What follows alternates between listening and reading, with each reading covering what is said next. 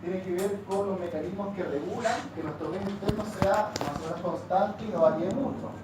Por lo tanto, la homeostasis es una respuesta que se llama fisiológica, como pueden ver acá, a una alteración que ocurre en el medio. Por lo tanto, si la alteración del medio compensa o no compensa, va a determinar si nuestros pacientes o nosotros mismos vamos a tener una mejora o vamos a desarrollar una enfermedad.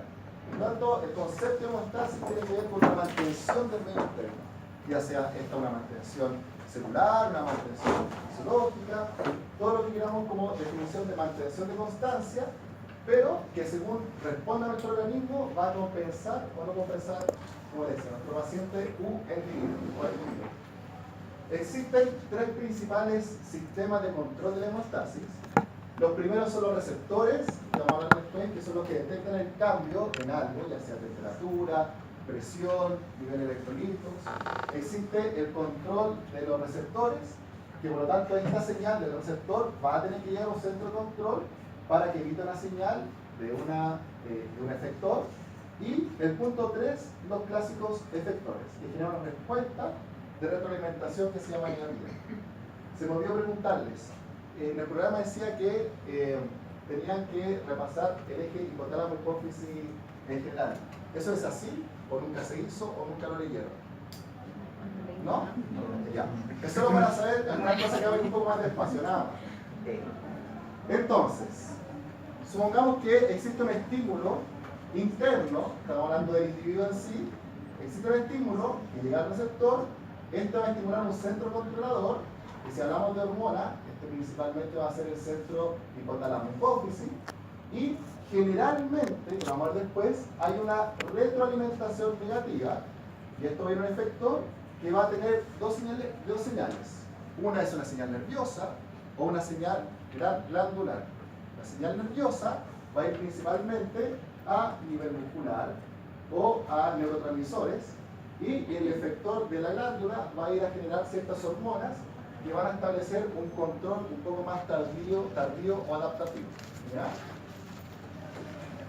Por lo tanto, cuando hablamos de una regulación, en este sentido, que estamos hablando de esta parte del efector y de la retroalimentación, estamos hablando de una regulación que se llama neuroendocrina.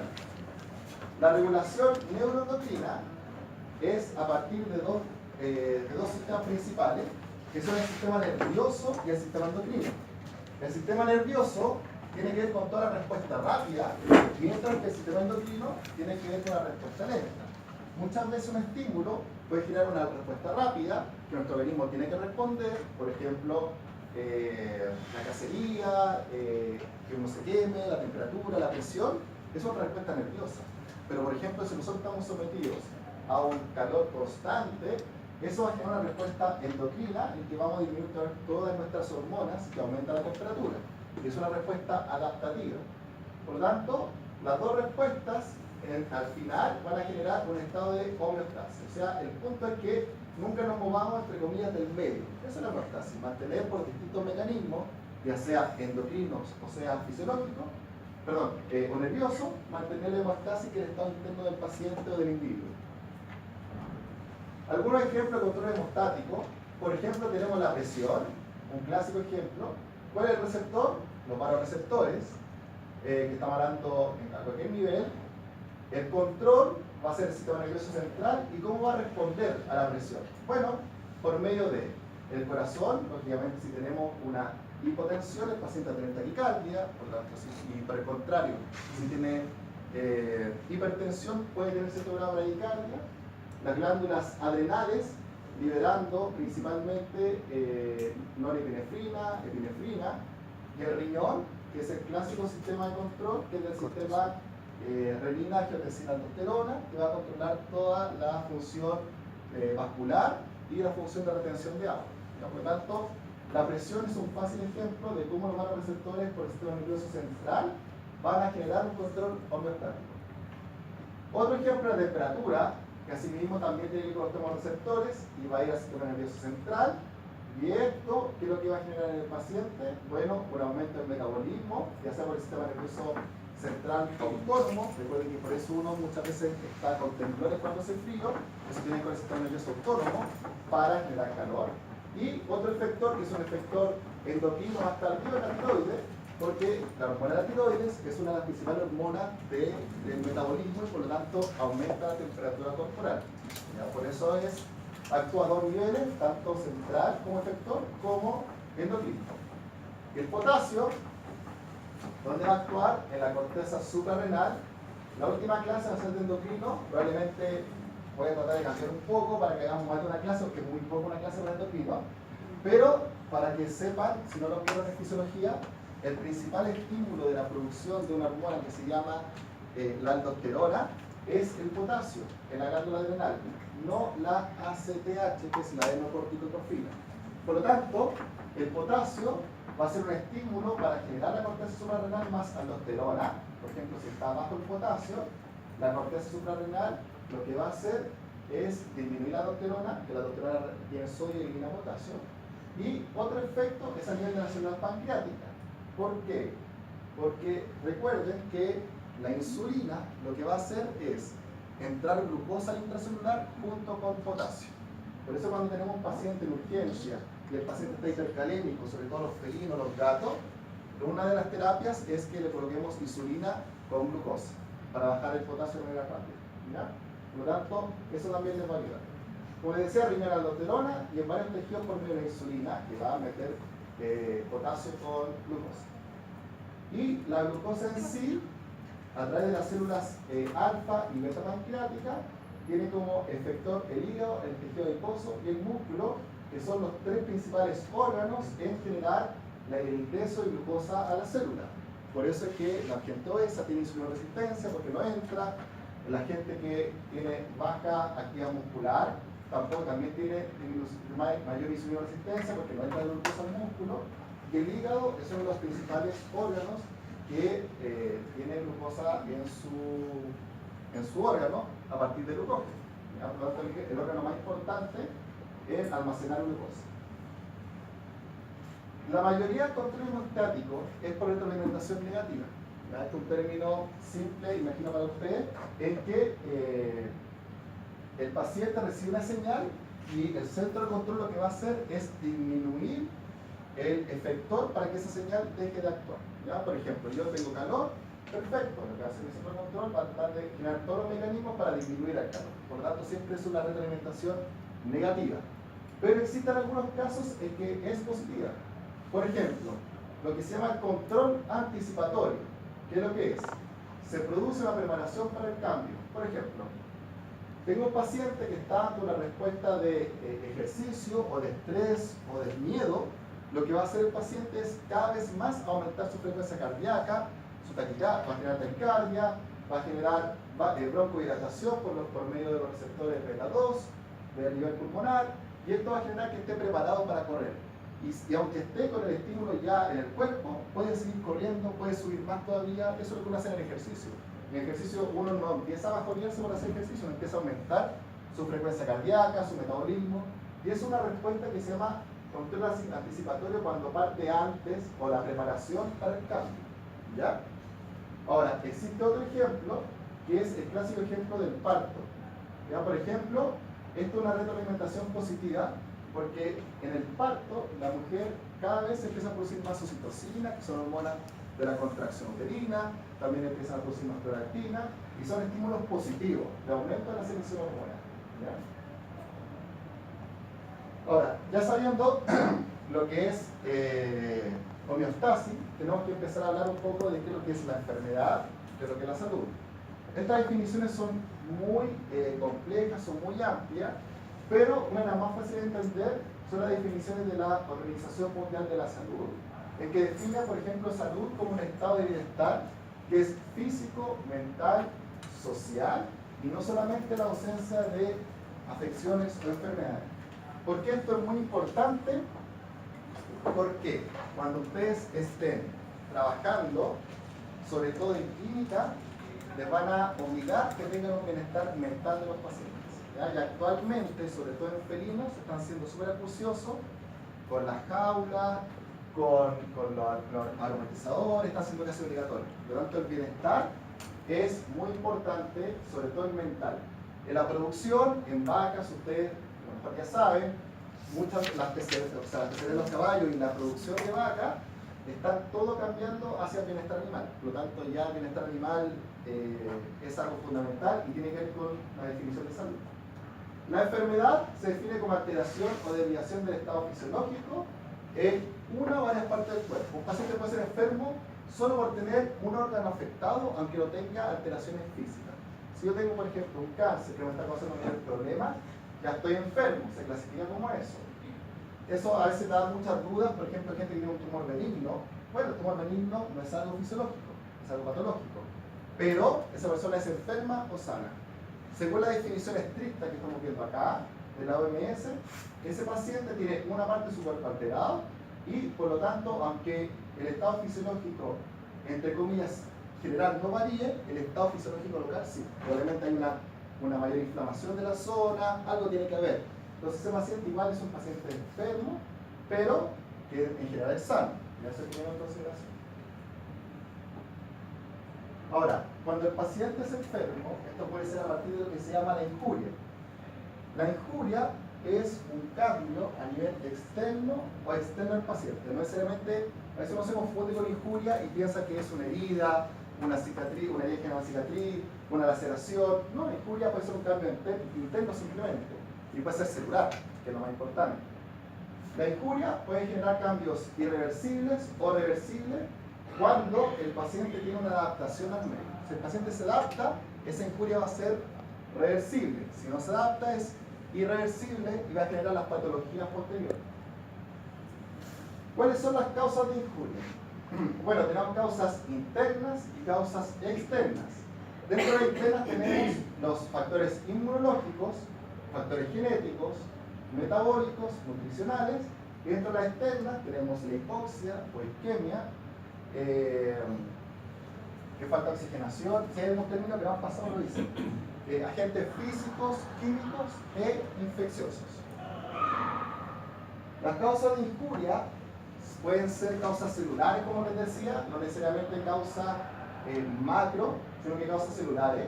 Y aquí tenemos distintos agentes físicos que usan esta destrucción: cirugías, por ejemplo, traumatismo, quemadura, el enfriamiento es un ejemplo clásico de las quemaduras por frío. Esto a veces lo hemos visto cuando son pacientes que son sometidos a un procedimiento quirúrgico, se les pone hielo y lógicamente sufren ciertas quemaduras, un tejido que no está bien perfundido. Así que hay que tener ojo con eso.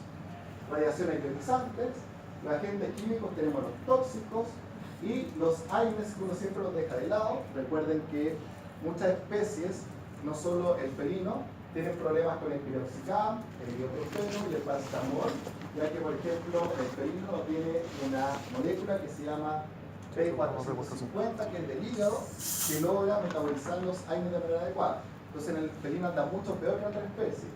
Y lógicamente, aparte, localmente, los AINES en los animales generan muchos problemas de gastritis, pérdida de la protección de la mucosa, por lo tanto, van a tener problemas asociados. Agente infeccioso, cualquier virus, bacterias, hongos o parásitos.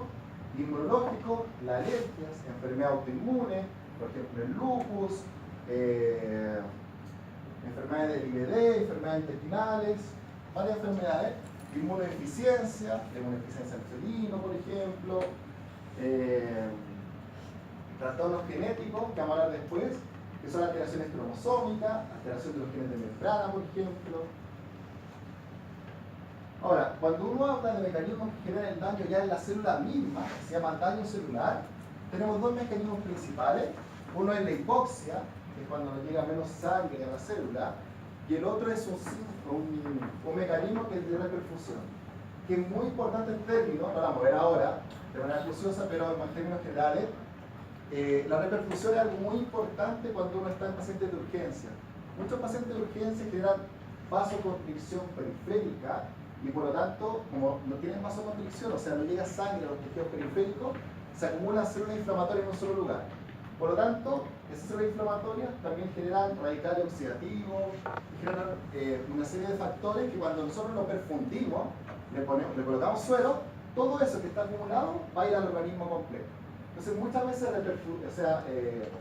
fluidoterapia, perfusiones rápidas con fluido, lo que generan es que haya un síndrome de reperfusión. y el paciente termina falleciendo porque libera todos los radicales libres, los factores inflamatorios y el paciente fallece. Es muy frecuente eso. Da mucho, por ejemplo, en caballos que tienen cólico, en perros que tienen torsiones intestinales, que nosotros lo operamos, y como todo está acumulado en el estómago, cuando lo destorcieron, generó todos estos factores inflamatorios sistémicos. Y esos pacientes fallecen. Por eso es que cuando uno habla de las torsiones gástricas, en la cirugía de las 3 horas, que si usted no lo opera las 3 primeras horas, el paciente va a fallecer probablemente. Es más probable. Vamos a hablar un poco de respuesta inmune, términos muy generales, porque esto no es inmunología. Recuerden que los sistemas de defensa son principalmente 3 en el sistema inmune. Uno son las barreras naturales, la respuesta inmune innata y la respuesta inmune adaptativa. Las barreras naturales se refieren a la piel y mucosa, que es lo primero que nosotros vamos a tener para protegernos. Si se rompe, bueno, va a entrar el patógeno por ahí y va a generar una alteración inflamatoria. Después viene la respuesta inmune innata, que tiene que ver con la inflamación y la fagocitosis. Se llama innata, por si no lo recuerdan, porque es la primera barrera que solo genera destrucción. Por ejemplo, aquí tenemos las células natural killer, si algo les suena, los linfocitos T citotóxicos, de ahí de eso estamos hablando. Y la respuesta inmune adaptativa, tenemos la respuesta celular, en que están los linfocitos T, y la respuesta humoral, en que están los linfocitos B, que tienen que ver con los anticuerpos. O sea, llega un anticuerpo, y estos mismos linfocitos B después pueden hacer inmunología de memoria, células de memoria, lo que va a generar que en una segunda injuria, como ya nuestro organismo reconoce esa patología, va a actuar mucho más rápido y de manera más eficaz. Por eso es que pacientes que se ven por primera vez expuestos, por ejemplo, a un virus intestinal, uno cuando viaja afuera, la primera vez tienen diarreas que son severas. En cambio, cuando uno ya se ha expuesto antes, son diarreas que pueden durar 1, 2, 3 días. Pero la gente que va afuera tiene una respuesta humoral adaptativa muy baja y por lo tanto quedan hospitalizados. ¿Ya? O sea, para eso nos sirve la respuesta inmune adaptativa. Tenemos un ejemplo de respuesta inmune innata. Tenemos los fagocitos, como les decía, la natural killer, y esto ocurre dentro de las primeras 12 horas. Si esto pasa dentro de las primeras 12 horas y tenemos una respuesta inmune innata, el paciente no se va a enfermar. Es una respuesta muy buena, que el paciente va a quedar sano, sin mayor signología. Pero si ya pasamos el punto crítico a las 12 horas, después de la infección, entonces aparece la respuesta inmune adaptativa, y aquí es cuando nosotros vemos la signología. Por ejemplo, los resfríos. Muchos resfríos, que nosotros llevamos 3, 4 días, con secreción mucosa, un día fiebre y pasa, muchos no tomamos antibióticos, no tomamos antivirales, a veces no aparece paracetamol, a veces no, pero uno perfectamente al 5.º día, después de que actúa la respuesta inmune adaptativa, uno ya está sano. Por lo tanto, no todas las patologías requieren tratamiento. Un ejemplo, como les decía, como yo me dedico a medicina menor, muchos ejemplos se van a dar en el área que conozco. ¿Ya? Hay cosas que podemos conversar de mayor, no hay problema, pero el ejemplo más claro se va a dar en medicina menor. Un ejemplo muy claro de esto es una patología en caninos que se llama traqueitis viral. La traqueitis viral es conocida como tos de las perreras. Esa tos seca que tiene el paciente, una tos que si uno lo ve, dura 5 a 7 días y parece que el paciente se va a morir, empiezan con vómitos, que son reflujos de flema. Por lo tanto, esos pacientes al 5.º día ustedes van a ver que como ya actuó en respuesta adaptativa, ese paciente se le pasa sola la patología. Es una mala praxis el que uno, y generalmente se hace así, le da antiinflamatorios porque no lo necesita. Ese paciente mejora solo, no tiene un virus, que puede ser, no tiene una bacteria, generalmente un virus que la respuesta adaptativa lo va a lograr eliminar. Por lo tanto, son pacientes que al 5.º día van a estar bien. Y esto es con todas las patologías. La salmonelosis, por ejemplo, una patología que aparece de manera tardía cuando se rompió la respuesta inmune innata y aparece, por ejemplo, entre las 48 y 72 horas, la salmonela. Por lo tanto, por eso las diarreas no ocurren inmediatamente. Las diarreas que uno tiene es porque uno comió algo, por ejemplo, el fin de semana y le dio la diarrea el lunes o martes. Eso es porque la respuesta innata colapsó y apareció la respuesta adaptativa. ¿Ya? Siempre cuando sea bacteriana, si es una fermentación. Sí, exactamente. Está hablando, sí. Ejemplo, solamente cuando sea algo bacteriano. Sí. Ejemplos de respuesta inmune, por ejemplo, para la redundancia, por ejemplo, son el sistema inmune, las alergias, que es lo que va a generar. Llega un alérgeno, va a haber un estímulo que el sistema inmune debería responder normalmente. pero hay muchos alérgenos en pacientes que tienen tendencia a tener reacciones más fuertes, en que el sistema inmune va a tener una respuesta excesiva y por lo tanto va a generar una respuesta mucho mayor a un alérgeno. Esto es una respuesta anormal y es lo que muchas veces podemos ver en las alergias. Esto tiene que ver con la histamina, con los mastocitos, lo van a ver más adelante cuando hagan dermatología principalmente. Pero son respuestas exacerbadas de la inmunoglobulina, principalmente la inmunoglobulina E. ¿Ya? La inmunodeficiencia, por ejemplo, hay antígenos, algunos patologías microbiológicas que generan deficiencia del sistema inmune y por lo tanto la respuesta va a estar disminuida. Por ejemplo, algunos virus, el SIDA, un claro ejemplo de eso, el virus de la leucemia felina, el virus de la inmunodeficiencia felina, son estímulos virales que van a generar baja respuesta del sistema inmune. Y la respuesta autoinmune es una alteración genética que ocurre cuando nosotros tenemos un gen que predispone a una respuesta de lo que se llama complejo mayor de histocompatibilidad. ¿Ya? No vamos a entrar en detalle porque, como decía, no hay inmunología, pero lo que tienen que tener claro es un antígeno propio responde de manera alterada, porque en mi genética hay un gen que hace que se reconozca de manera alterada y va a generar una respuesta frente a lo propio. Ejemplo de enfermedad inflamatoria intestinal, el IBD, el lupus, una enfermedad hematológica, el hipotiroidismo, una enfermedad autoinmune. Todas las enfermedades autoinmunes tienen un factor que tiene que ver con la respuesta ante lo propio. Y lo más importante, que como acá estamos hablando de genes, muchas veces no aparece solo una enfermedad inmune. Los síndromes que se llaman poliglandulares son muy frecuentes porque un gen afecta para más de una enfermedad. Es muy frecuente ver pacientes con alergia de piel y diarreas, pacientes con Addison y con hipotiroidismo, pacientes con diabetes e IBD. En el humano, intolerante al gluten y diabético. Eso es muy frecuente. ¿Ya? Eso tiene que ver con la genética. Cuando la célula, estamos hablando acá de la parte morfológica, logra responder al estímulo que se le está, la injuria, al estímulo que tiene, va a generar 4 tipos de respuestas ya a nivel, como decía, de morfología celular. Ya estamos hablando de la parte intracelular, sino que morfología. Una es el concepto de atrofia, que significa disminución del tamaño de la célula, hipertrofia, que es el aumento del tamaño de la célula, hiperplasia, que es el aumento del número de células, que aquí uno siempre cuando empieza se confunde entre hipertrofia e hiperplasia, no son iguales, y en muchos casos es mejor tener una hipertrofia más que una hiperplasia. La hiperplasia da mucho en neoplasias o en tumores, en cáncer. En cambio, la hipertrofia puede dar perfectamente en un paciente deportista que el corazón se puede hipertrofiar de manera fisiológica. Metaplasia, que es la sustitución de las células adultas diferenciadas por otras células adultas también diferenciadas.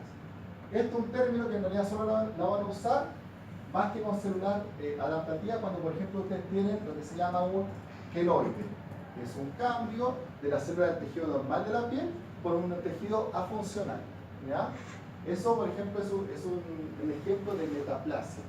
Metaplasia condral, metaplasia de los cartílagos, por ejemplo, también van a escuchar esos términos. Es que se cambian dos tejidos adultos y que no tienen la misma función. Cuando hablamos de mecanismos bioquímicos, aquí ya pasamos un poco de la parte morfológica, que es cómo se ve la célula, a la parte bioquímica. Aquí lo que podemos tener cuando hay una injuria es una pérdida de la homeostasis del calcio. El calcio es sumamente importante para todos los mecanismos intracelulares. Aquí no estamos hablando del calcio clásico solamente para la parte ósea, que es de la osteoporosis. Estamos hablando de los mecanismos que parece que es un mensajero, tiene función en el transporte, tiene función en la secreción de insulina, tiene una serie de funciones en el calcio. Radicales libres también, cuando hay injuria, hay inflamación, y cuando hay inflamación hay liberación de radicales libres, que son tóxicos, que los están eliminando. Depresión del ATP, pacientes que muchas veces quedan sin ATP para desarrollar todas sus funciones metabólicas, y defectos en la permeabilidad de la membrana. Aquí acordarse un poco de lo que es la difusión, simple, pasiva o activa. Todo eso tiene que ver con la permeabilidad de la membrana. Y si hay una injuria, un trauma, una isquemia, eso se afecta y por lo tanto hay intercambio entre la célula. Y si no hay intercambio, la célula muere porque no se nutre. ¿Ya?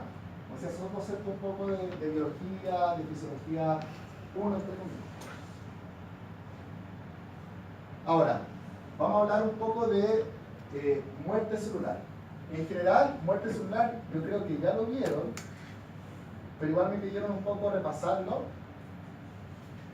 ¿Vieron los términos de apoptosis, autofagia, necrosis? ¿Eso lo vieron ya o no lo han visto? Sí. ¿Sí?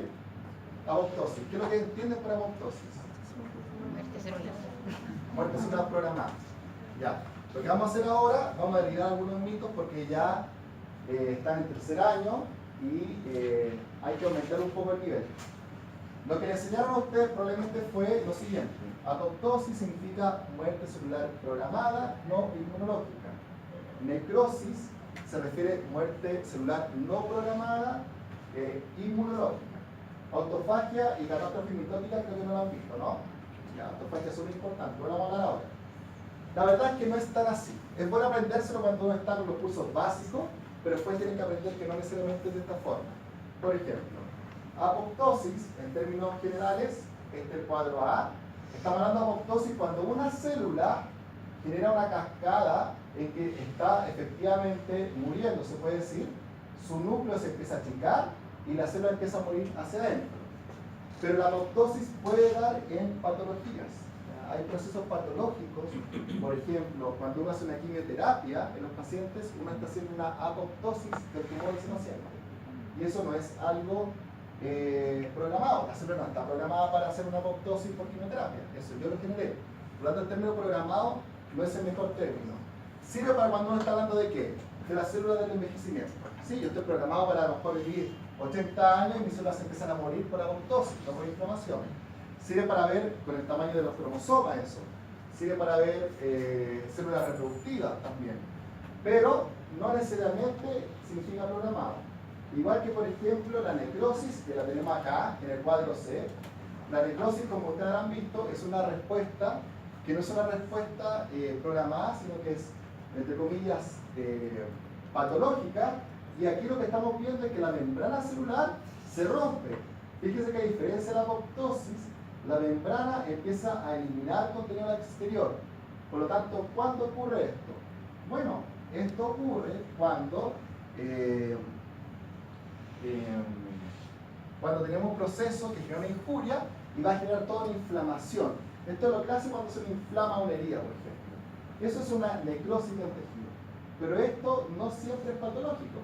A veces puede ocurrir cuando nosotros, por ejemplo, estamos ante un episodio de estrés por el ejercicio en que vamos a generar una necrosis muscular. Que no tenemos una apoptosis, tenemos una necrosis. Y no necesariamente es patológico, sino que la necrosis muchas veces es fisiológico por ejercicio. O sea, no estoy hablando de un ejercicio en que quedemos botados, con el lactato alto, estoy hablando de un ejercicio simplemente de caminar, ya siempre va a haber un grado de necrosis asociado. Que nosotros, algunos lo sientan más que otros, es diferente, pero siempre hay un grado de necrosis. Y los términos que no conocen probablemente son dos, pero que son sumamente importantes. La autofagia. La autofagia tienen que conocerlo porque ganó el premio Nobel hace muy poco, y es algo que se está haciendo en los años 80, y la autofagia es un proceso que ocurre, como dice su nombre, en que la propia célula se empieza a carcomer, se come a sí misma. ¿Qué es lo que hace? Forma lo que se llama microvesícula y se come ciertos organelos. Por ejemplo, el retículo endoplasmático, liso, el rugoso, y todo eso a través de los lisosomas. ¿Por qué lo hace? Un paciente que está desnutrido no va a tener apoptosis, porque no tiene algo programado. No va a tener necesariamente necrosis, porque es un paciente que todavía no está con caquexia, que es pérdida muscular. Ese paciente antes que eso va a tener autofagia, va a empezar a comer su propia célula para tener energía y para que la célula también se achique. Por eso cuando vemos esta foto de acá, esta es una foto de autofagia, ven que las flechas señalan varias vesículas, se llaman microvesículas dentro de la célula, que lo que va a generar es que se va a empezar a ocupar su propia energía. ¿Cuándo vemos este episodio? En pacientes que tienen lo que se llama un insulinoma, que son pacientes que tienen baja glucosa. El insulinoma es un tumor productor de insulina. Por lo tanto, al producir más insulina, va a tener menos glucosa y va a tener menos energía. Y ese paciente va a entrar en autofagia.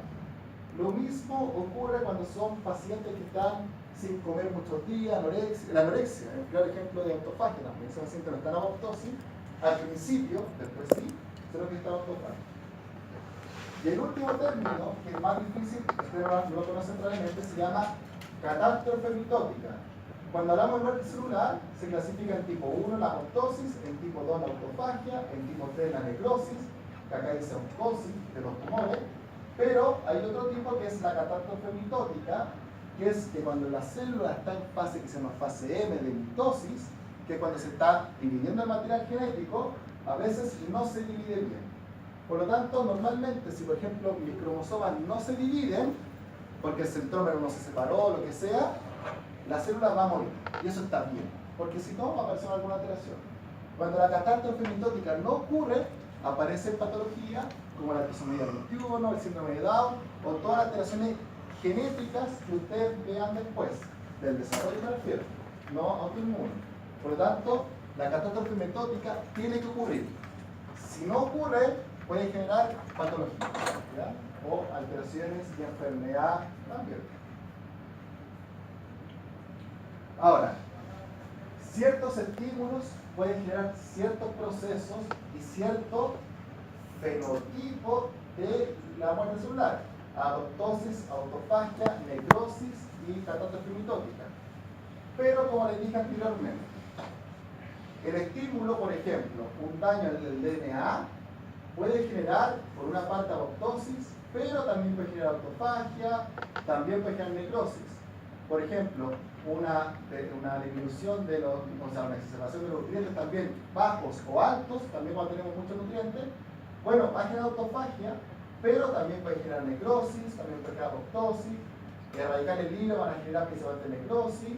Por lo tanto, no todo genera solo una muerte. Por eso les decía que tengan cuidado con la palabra programado, porque por ejemplo, si yo tengo acá un exceso de nutrientes, yo voy a generar no necesariamente una autofagia, también va a generar apoptosis, y eso no es programado. Por eso les decía que tengan cuidado con el término programado y no programado. Para aprenderse el tema en general está bien, es para ser más fácil, pero ya ustedes están a nivel universitario y por lo tanto un nivel un poquito más alto, que tienen que saber las diferencias, ¿no? Ahora, Claudio me dijo que igual se puede hacer un recreo, ¿no? ¿Ustedes hacen recreo o no hacen recreo? Sí. ¿Ya? Hagamos un recreo de 10 minutos para que todos compren un café y vayan al baño y vamos a seguir con el